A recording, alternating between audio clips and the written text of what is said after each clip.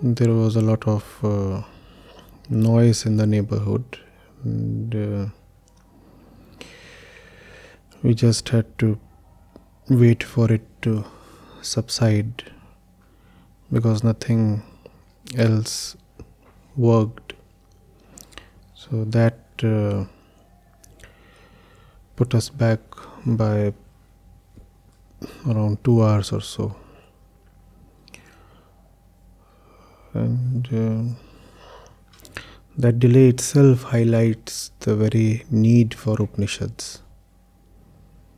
The meaning of life, the meaning of time, the significance, if any, of the new year, the meaning of celebration, the role of music in excitement and loss of consciousness. So all these things are there and they affect our life quite intimately, quite deeply. But in the absence of wisdom like that from the Upanishads, we fail to grasp the importance of these issues, and therefore we live our lives in very mechanical, programmed, and unfortunately unconscious ways.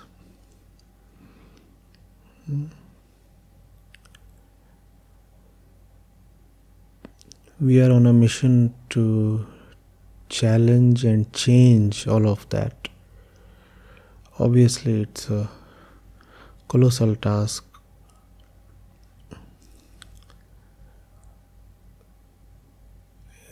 We want to address the youth especially, because they are the most vulnerable section when it comes to Maya, and equally they are the most promising section when it comes to liberation. Unattended, they will fall prey to Maya. Educated, illuminated,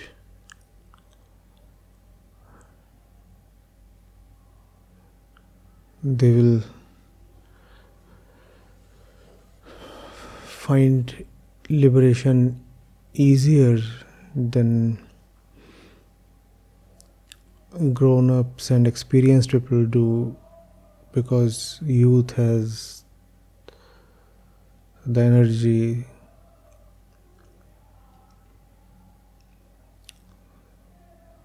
the urge for freedom, the exuberance that the pursuit of liberation requires.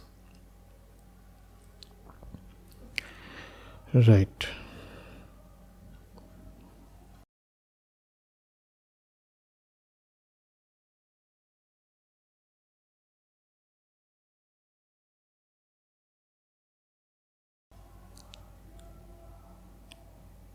What are the rishis telling us today? He, verily, who knows that Supreme Brahm becomes himself Brahm. One of the famous excerpts from the Upanishadic treasure. Brahma Ved Brahmava Bhavati.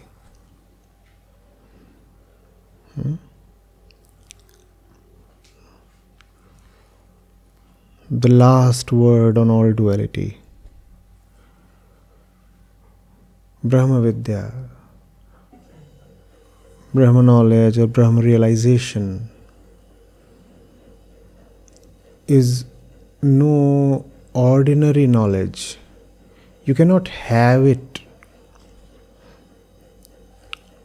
In other words, you cannot have it remaining who you are.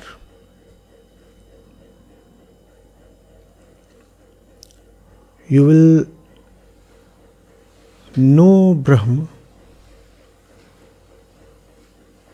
only at the cost of losing yourself. This is not the kind of knowledge that you can put in your arsenal. It is not the kind of knowledge that the ego can co-opt.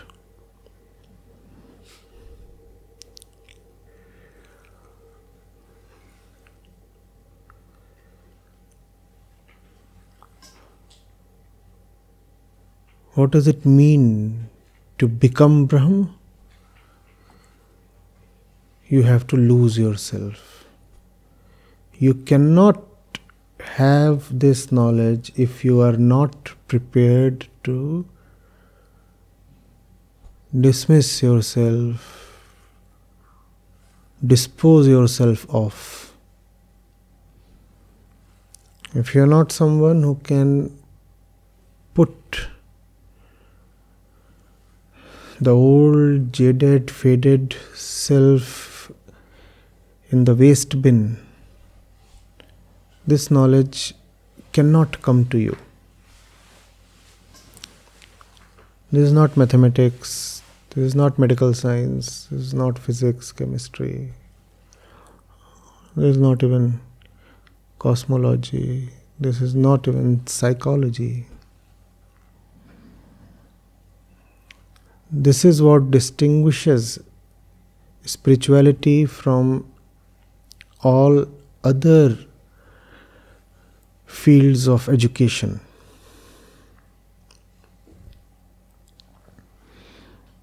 In other fields of education, knowledge comes to you.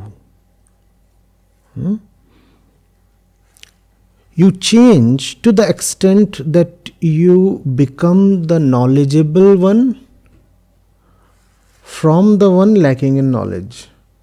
To that extent, and only to that extent, common worldly knowledge changes you. How have you changed? Before the knowledge of mathematics, you were someone who didn't know mathematics. After studying mathematics for 10 years, you are someone who knows mathematics. To that extent, you have changed. Now, this is very peripheral change. Mathematics didn't change your greed, your anger, your lust, your ignorance. They remained, and remaining, they would now use mathematics to attain their ends. I was greedy before I knew mathematics. I am greedy after I know mathematics. Before mathematics, my greed couldn't expand itself much, couldn't attain its desires to a great extent because I was mathematically handicapped. All greed is of objects, and all objects can be enumerated. So if you want to fulfill your greed, you need knowledge of numbers, because greed involves quantities. Therefore, you require quantitative tools, which is mathematics. Having known mathematics, now I use mathematics to extend my greed to a greater extent. So I have changed in the sense that now I am a knower of mathematics, but I have not changed in the sense that I am still greedy. Not only have I not changed, my old self is happily able to use my new knowledge for its own ancient purposes. Do you see what happens to knowledgeable and educated people? Their old primitive self uses the new recent knowledge to further its ancient tendencies. The ancient is using the recent. The ancient is using the recent. What's recent? The bleeding edge mobile telephone that you have just bought for a couple of lakh rupees. Right? That's recent. What's ancient? The tendency to befool someone, to trap someone. And that tendency is now finding expression through your most recent acquisition. So it appears that something very recent, very current is happening, but the fact is, what is happening is very, very primitive. Primitive, boring, repetitive.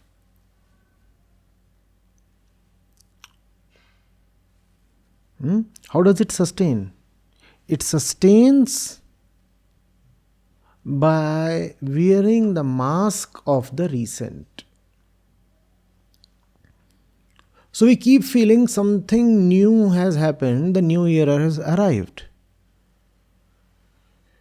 If you could realize that you are moving into the new year with your primordial tendencies, why would you celebrate? Because nothing new is happening. Not that the new cannot happen, but it's not happening at least on this particular date. If you just want to have a shot of entertainment, that's all right. But if you are using this date to signify newness, if you are using this day as a harbinger of change in your life, then you are deceiving yourself. The date has changed, you are the same. You are the same person who was once roaming the jungles. Nothing has inwardly changed.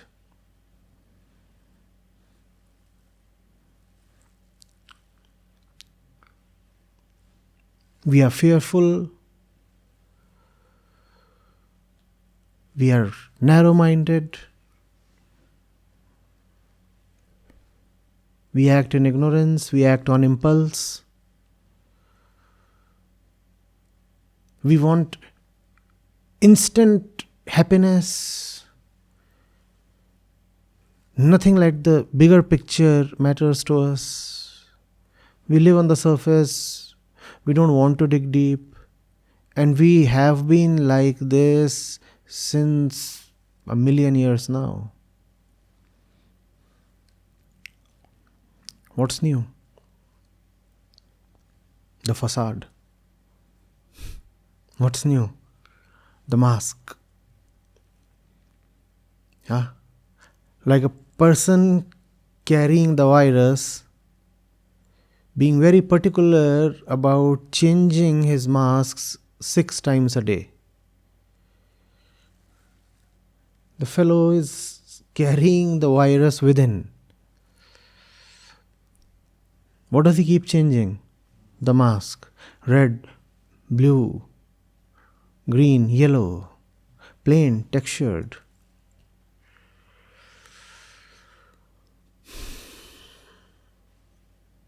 That's what keeps changing. Inwardly, we remain the same and sick. In fact, that's the reason why we require so much celebration, because we have nothing to celebrate. It's ironical, but take it. We require so much celebration exactly because we have nothing worth celebrating in our lives. Now, had you had something worth celebrating in your lives, the celebration would have already happened. It wouldn't have waited for the New Year Eve. No? When you are really blissful, do you postpone your smile? You just smile. You don't say, I'll wait for that particular day and then I'll celebrate. If you have to wait for a particular date, it's a bad date. No?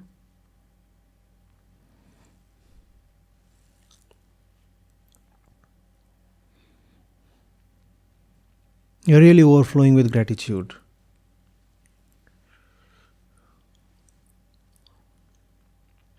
You schedule an appointment to hug someone? Do you?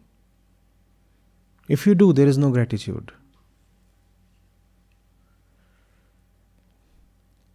Celebration that requires planning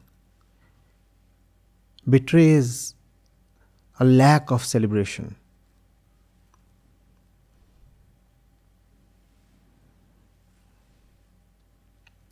Do we get this?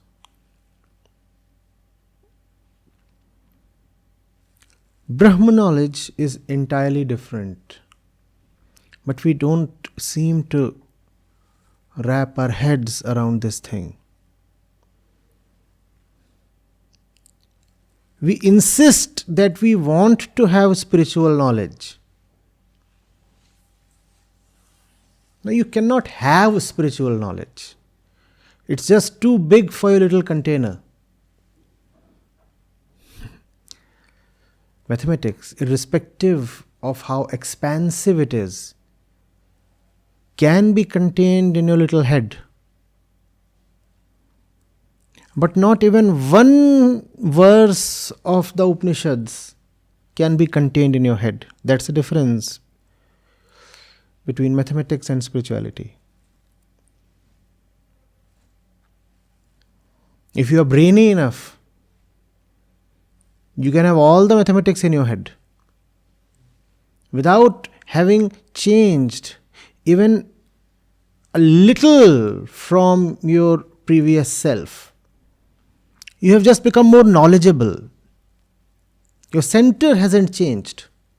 Do you get this difference? There's a difference between having more knowledge versus being a different self.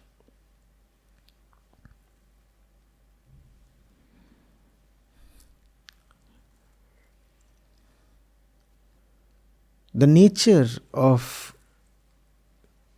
Brahma Vidya is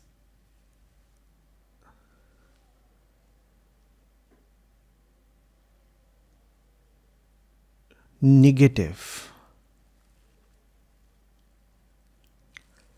It reduces, it demolishes.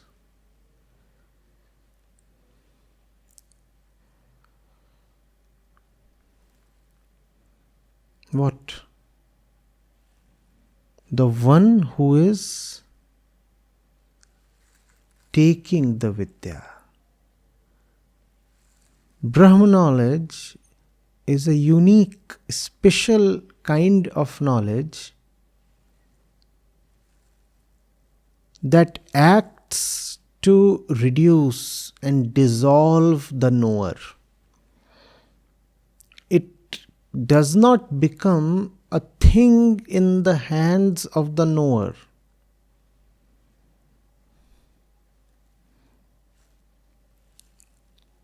it keeps reducing the size and the hands of the knower.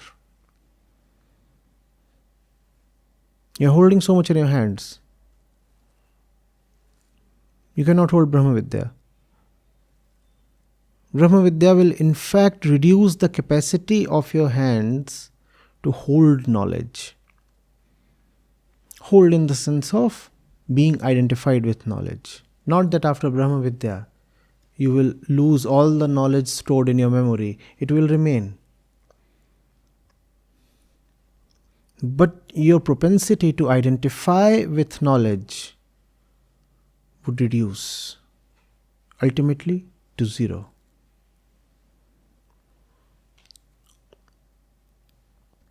Are you getting it? Think over it, keep contemplating.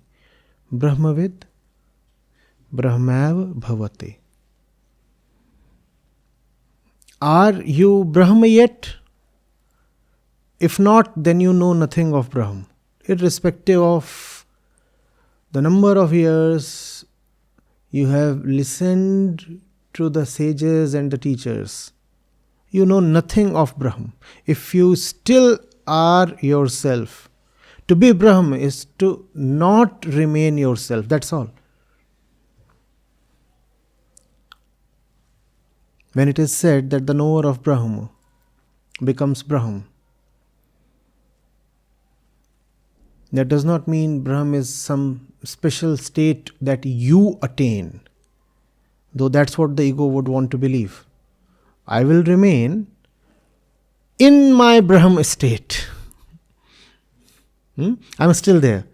It's just that my state has changed to Brahm state. No, Brahm is no state of the ego. Brahm is an absence of the ego. Getting it? So, you want to check whether real spiritual knowledge has come to you. See whether you are still intact. If you still exist, you know nothing of spirituality. If you still exist, you know nothing worth knowing. If you still exist, you only know of things that would corrupt you even further. To be more accurate, if you still exist, you will use everything that you know to corrupt yourself even further. Because that's exactly what the purpose of your existence is.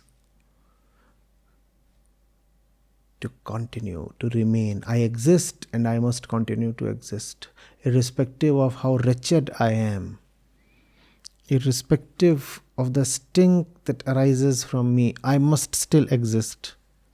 And if I must exist, then being vulnerable and weak as I am, I must use all my resources just for one purpose, which is self-defense. Mathematics is for self-defense. Psychology is for self-defense. History is for self-defense. Logic is for self-defense. Everything is for self-defense because the ego is inherently very, very weak and therefore insecure and therefore at the risk of perishing any moment. It keeps dying continuously,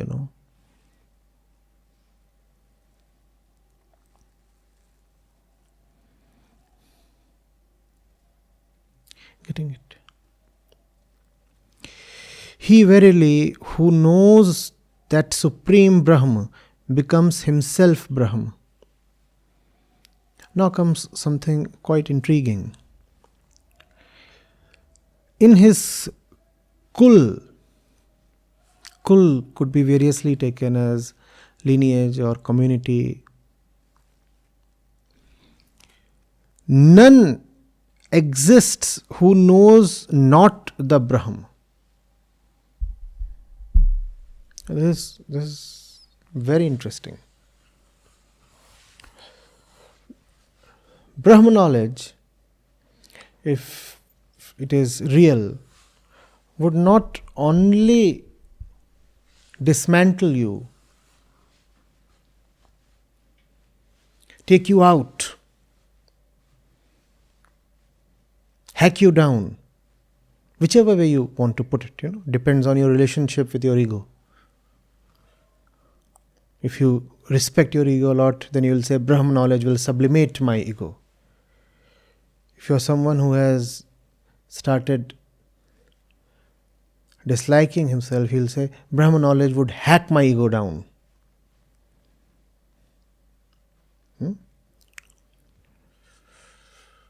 Whichever way you put it, what you want to say is Brahma knowledge lets your ego remain no more. So that was the first part. You do not remain anymore. And then it is said, not only do you not remain anymore, even those around you cannot remain anymore. No, it does not say that the knower of Brahm pulls the entire world to some kind of mythical enlightenment. No, not that. But something very practical is being said. It does not say that the Brahma knower knows Brahm and keeps Brahma to himself or herself. We do not need to talk of genders here. The Brahma knower does not subscribe to any gender. So when I say himself, I refer to both the genders. I could have equally well said herself. Maybe at some point I will.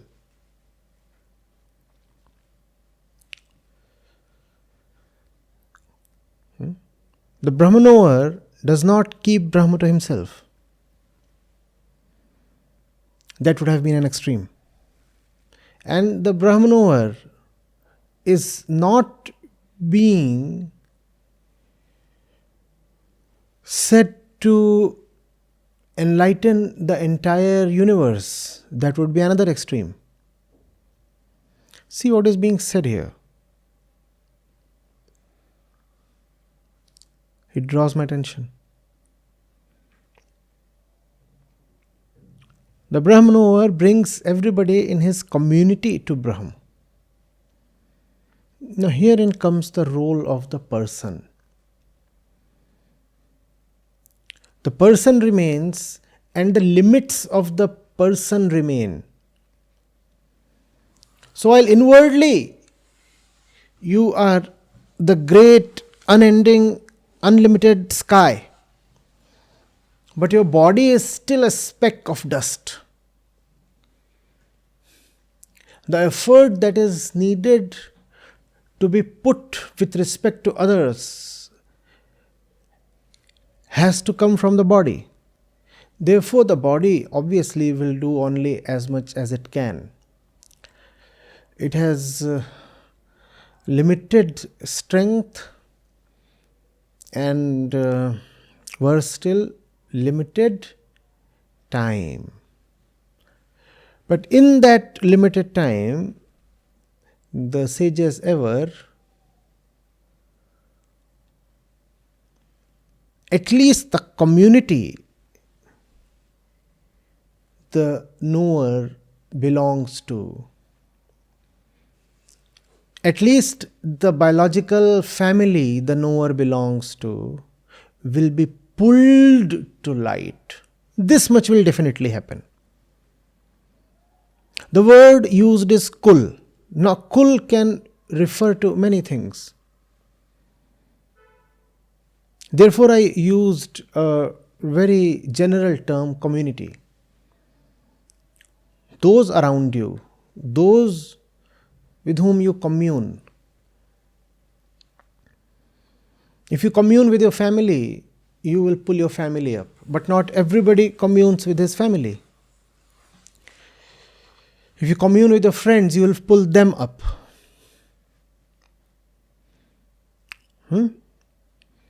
You commune with colleagues in your organization, you will pull them up.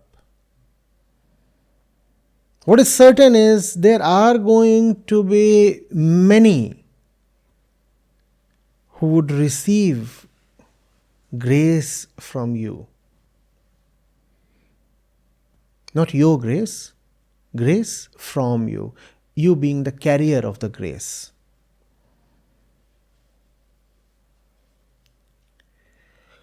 Right? And that's what each of us must strive to do, to bring the light to as many others as possible. Obviously, you must know in advance that you are limited, that you'll not be able to change the entire universe as you see it. But if your knowledge is real, you will distribute it. You will rather radiate it. Becoming knowledge itself,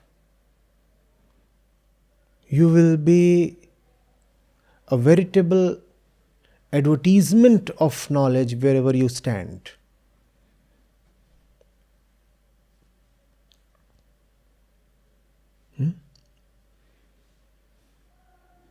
Who is the knower or the jnani? You could call him an undercover agent of Brahm, a mobile advertisement of Brahm. You have seen those vans whose sides are painted with advertisements? That's the Brahma knower.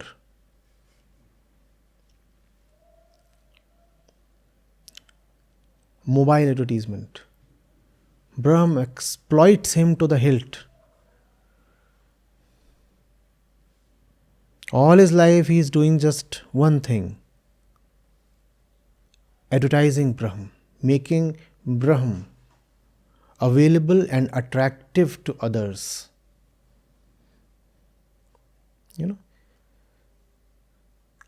The sides of the van read Brahm, the seductive one. Come, come, come. And when you open the doors of the van, what do you find inside? A lot of stuff that assists you in reaching Brahm or becoming Brahm. So he is the advertisement as well as the agent. He is the advertisement as well as the delivery point. Unique, no?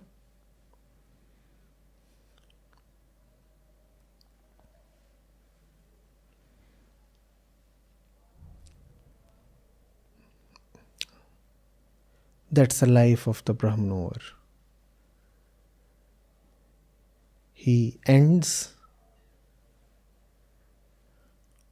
he comes to life. He comes to life, he brings to life.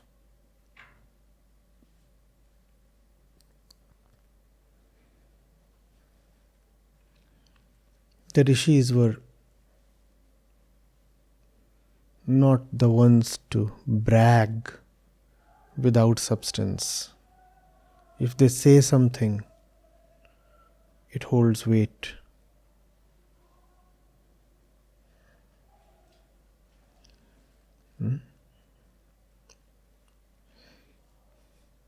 Equally, you must know that given the limitations of your carnal existence, there is only so much that you can do.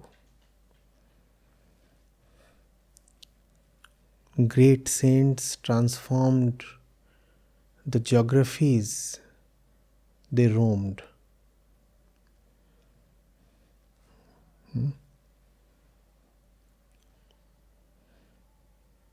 But it would be too much to expect Gautam Buddha to have an effect on Europe in his lifetime.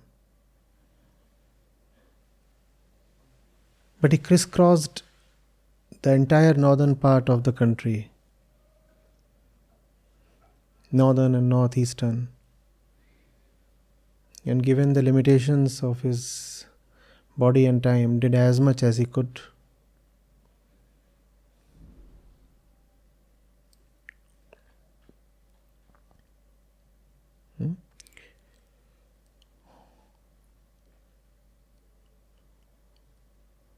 We require many to do as much as they can.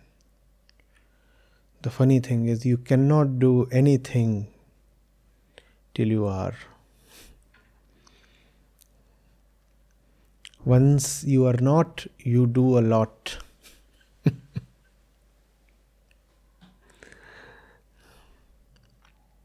If you find yourself unable to do a lot, then you must know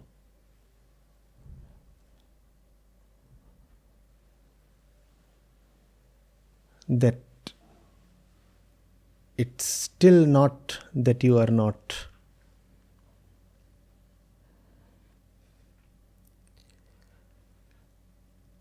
Lose yourself and win the game. Keep yourself and keep losing life.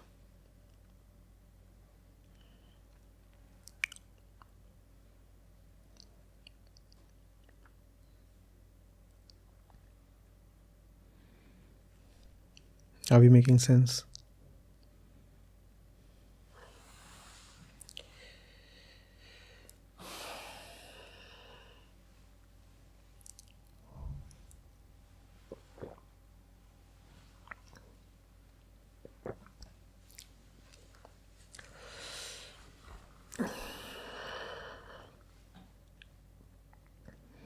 He crosses beyond sorrow. He crosses beyond sin. He is delivered from the knotted cord of the secret heart and becomes immortal. Big words. Difficult to comprehend from the limited mind if you want to use your limited means and conventional definitions. He crosses beyond sorrow. What is that? Crosses beyond sin. What is that? He is delivered from the knotted cord of the secret heart and becomes immortal. How exactly? How exactly can someone become immortal? All this is so easy to understand. The moment you put your finger on the central thing and its subsequent absence, to experience sorrow, there must remain someone to experience sorrow. So what does it mean to cross beyond sorrow? There remains no one now who can experience sorrow. Dead men don't cry, or do they? There is no one now here who will feel sad or bad. Gone. I'm dead. Who's there to cry? There was someone who could be hurt. There was someone who had self-interest. There was someone who had associations with the past. He's gone. He's dead. He won't cry anymore. He crosses beyond sorrow. There is nothing here that can be hurt anymore. You cannot drive a nail into the open sky, can you? Of course, your nail is sharp and pointed. It strikes fear in the hearts of those who exist. They look at the missile in your hand and quiver. Such a sharp nail. And to drive the sharp nail, you are carrying a heavy hammer.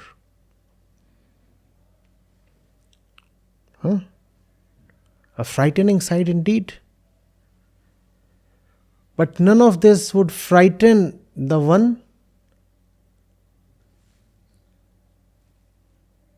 who does not exist.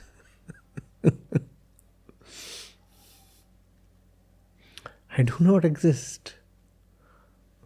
What would you drive your nail into? What would your hammer smash? It would pass right through me.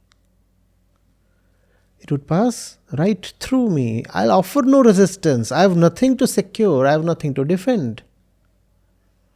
Whatever you say will pass through me because there is nothing here to resist whatever is happening.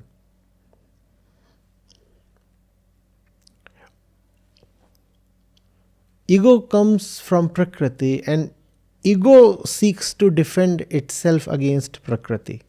No?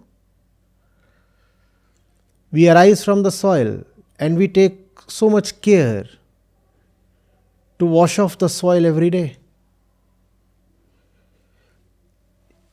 It is Prakriti that is vulnerable to Prakriti. Only the body is vulnerable to Prakriti. Only Prakriti can be harmed by Prakriti. When you are not Prakriti anymore, which nail, which hammer, which soil can harm you? There is only Prakriti and the self, right? Only these two there. Self obviously cannot be harmed. Only Prakriti, physical nature can be harmed. But that can be harmed only when you are the physical nature. When you are not that, who can harm you? As long as you are the body, 1,000 things can harm you. When you are not the body, what can harm you? So you go beyond sorrow. You go beyond resistance. You go beyond defeat. You go beyond death. The body will die. What will happen to you? Will you remain? Even to say I will remain is gross materialization. The body will die. What will happen to you? Just remain silent. Do not say I am immortal, I will remain. If the Upanishads use the word immortal, all they mean is absence of death. They do not mean something positive or something affirmative.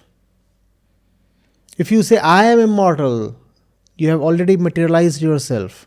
You have defeated the purpose of the Upanishads.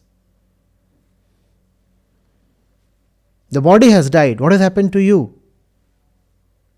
Mu, as they say in Zen. Mu. The question is irrelevant. That's what mu means.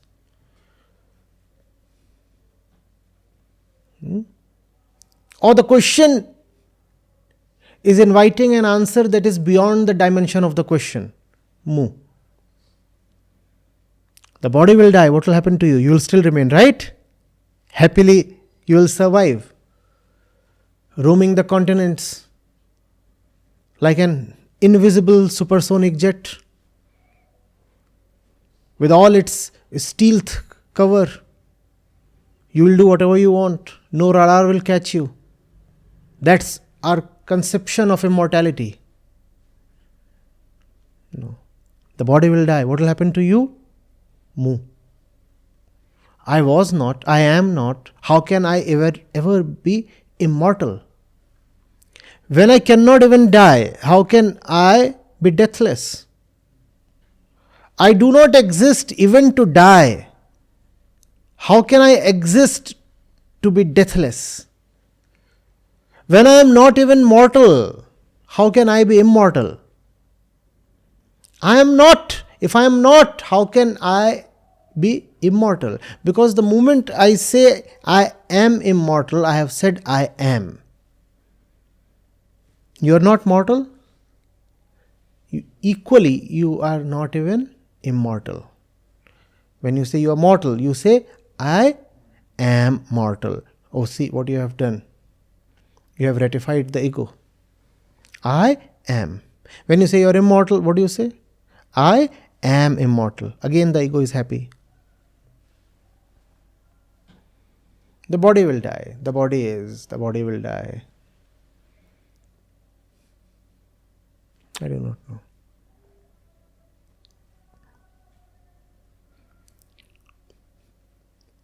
Getting it.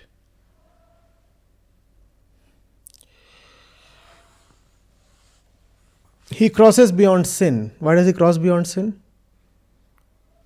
For sin to exist, there must pre-exist a sinner.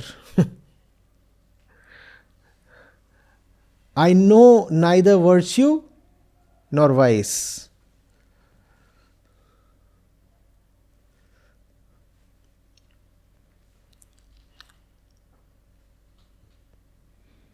I know no sin.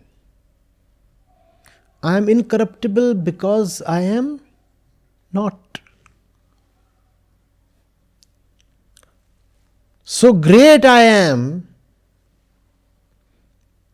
just because I am not.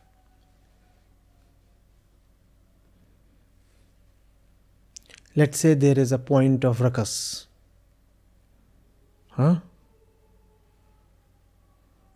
A bar or some place where all the drunkards are breaking each other's head. No? Everybody is drunk. All are crashing into each other. Chairs are being flung around. Waiters are being used as missiles. This is the scenario. If people find no one else to bash up, they are beating themselves up. That kind of wisdom.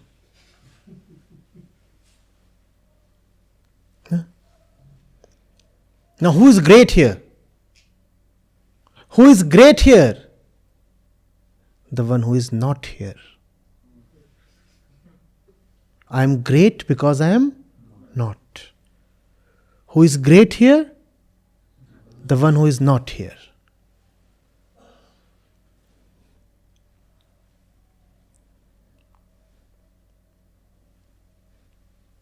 This place of drunkenness is called the world. Who is great in the world? Who is not of the world. If you are a part of that melee,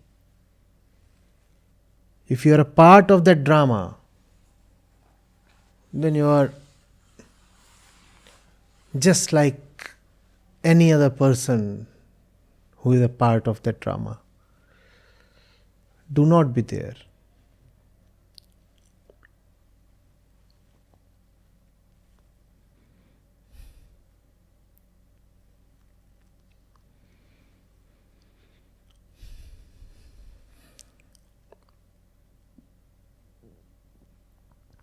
He is delivered from the knotted cord of the secret heart. This is a Vedantic concept. The knot in the heart. This concept exists to explain how the material body and the semi-material consciousness coexist. The sages say there is a secret knot. Otherwise, these two couldn't have coexisted. And the secret knot is the cause of all your suffering. It is the cause of your identification with the material. Consciousness, pure consciousness, is immaterial, right? Then how does it become impure? By identifying with the material? Very inexplicable it is, no? Pure consciousness, pure self, how does it come to identify with impurity? So the sages said there is a secret knot. Maya has done it. Maya has tied the pure with the impure. Consciousness with the body. Purush with Prakriti. And there is a knot. A cord is there. You need to cut the cord. The knot needs to be opened.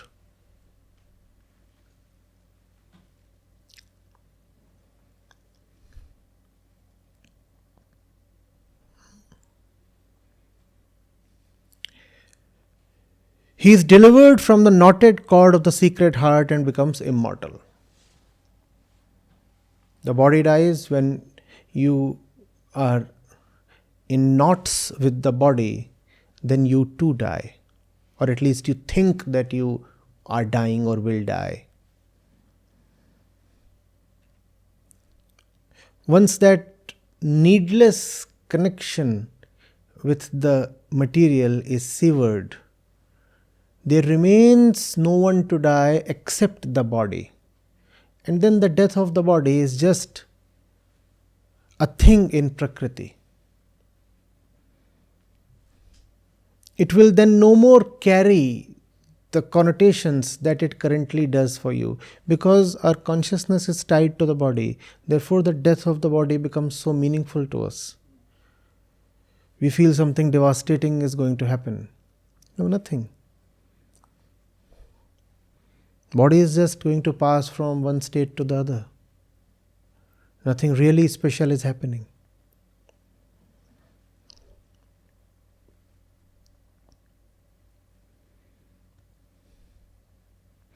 But something very, very devastating is happening if you are the body.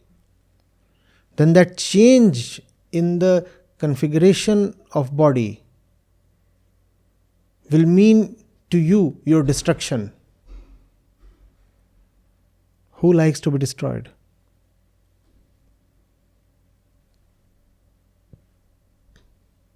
Our nature is to remain indestructible. So destruction, therefore, is so upsetting. It is against our nature. Had mortality been your nature, you wouldn't have been afraid of dying. Mortality is not your nature, yet you think you are dying. Now this gross contradiction turns you crazy.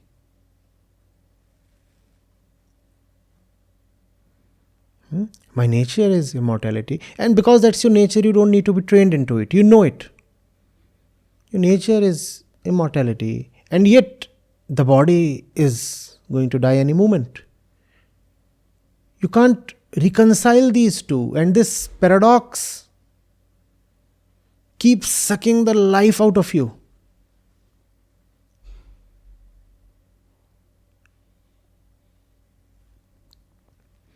You're getting it? Dissociate. Dissociate. Be free.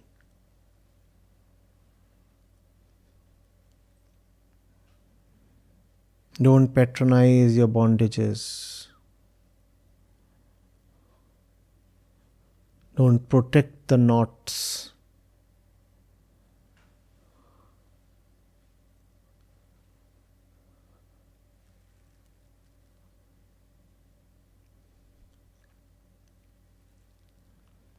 Getting it?